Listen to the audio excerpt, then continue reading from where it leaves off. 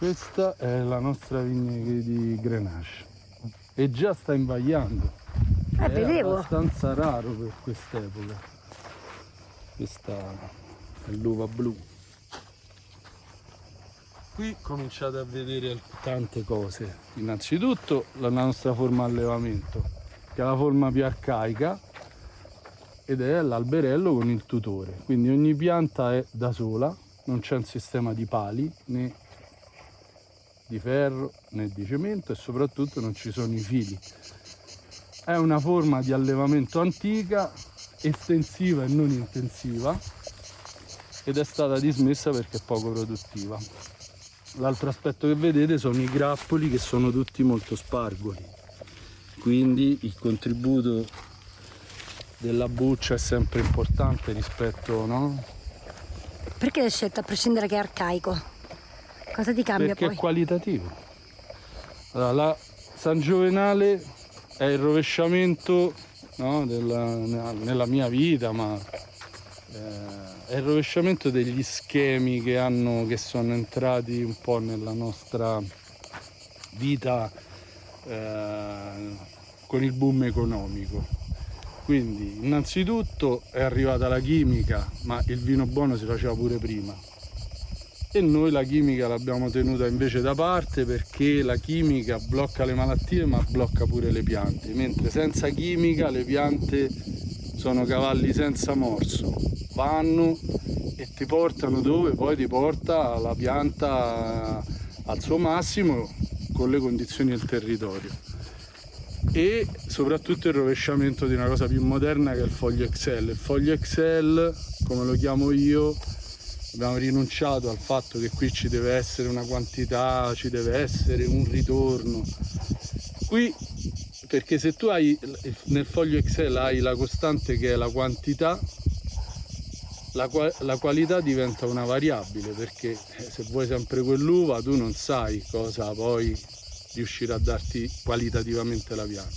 Noi abbiamo invece fissato la qualità come la nostra costante, e a questo punto evidentemente poi dobbiamo accettare quello che nessuno vuole accettare, cioè che la quantità diventi una variabile.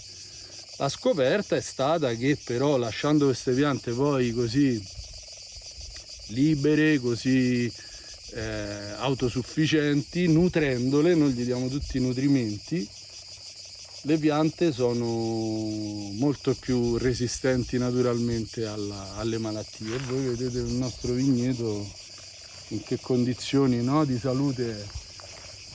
L'altro aspetto che è fondamentale è quello che voi sentite, no? Sentite questo vento che vi stavo cominciando a dire prima. Ecco, questa valle è una finestra aperta sul Mar Tirreno, e i Monti Sabatini a sud e i Monti Cimini a nord fanno sì che a noi ci arrivi sempre aria pulita e asciutta dal mare. Quindi qui c'è un clima molto influenzato dal mare, ma che ha alcuni aspetti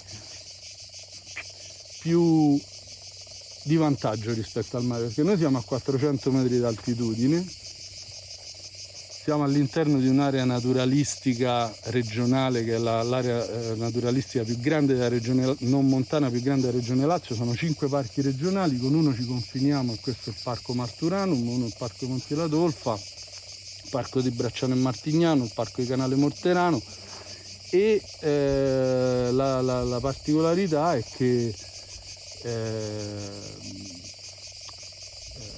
abbiamo delle condizioni di questo clima asciutto, sempre asciutto, molto ideali per la vite, e soprattutto in un'area che è una delle zone selvagge per eccellenza d'Italia. Pochi lo sanno perché siamo compressi. Quest'area sta compressa in un cono d'ombra che è contornato da 2 grandi centri luminosi, forse più importanti, no, in Italia, che sono dal punto di vista turistico Roma e la Toscana. Quindi noi siamo al centro e pochi la conoscono. In realtà questa è la terra dei Butteri, la Maremma. A Blera c'è il Museo del Cavallo, qui siamo nella via italiana del cavallo. Da qui si arriva al mare in una passeggiata di 26 km in mezzo sulla Valle del Mignone, che è uno dei posti, vi invito ad andarlo a vedere. E godiamo del fatto che il vento a primavera, il mare freddissimo quando a marzo, appena passato l'inverno, l'aria sale sulla valle, si scalda e noi germogliamo prima di chi sta vicino al mare, perché l'aria, la termica del mare ci manda l'aria, ma salendo si scalda.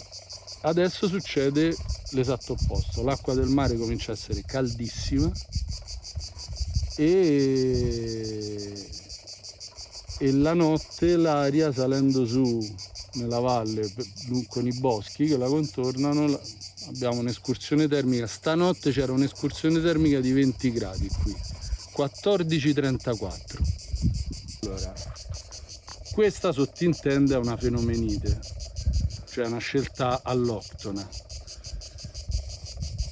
che di solito si contrappone a una scelta autoctona, e cioè ho scelto quello che fanno qui. Allora, partendo dal presupposto che qui non fanno niente, quindi non ce l'avevo una scelta autoctona, io non solo ho copiato come hanno copiato tutti gli autoctoni, ma io ho copiato quello che fanno in tutta la costa del Mediterraneo. E quindi diciamo che la scelta è stata una scelta ovvia, scontata, banale, e quello che vorrei sentirmi dire: ma perché hai copiato tu quello che hanno fatto tutti quanti, invece fa qualcosa di più originale?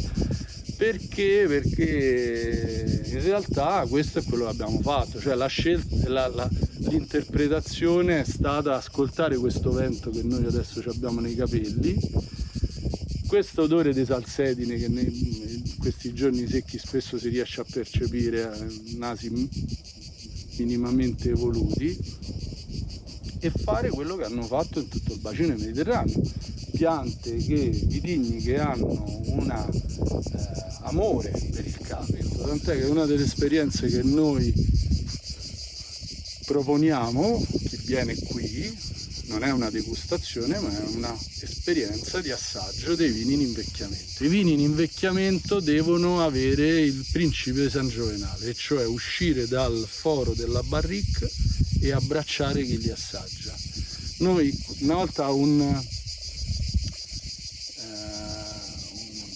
operatore, un ristoratore mi disse: no, ma il vino mi piace. Io dissi: no, a Bemus non ti deve piacere, se lo prendi è perché a Bemus ti emoziona.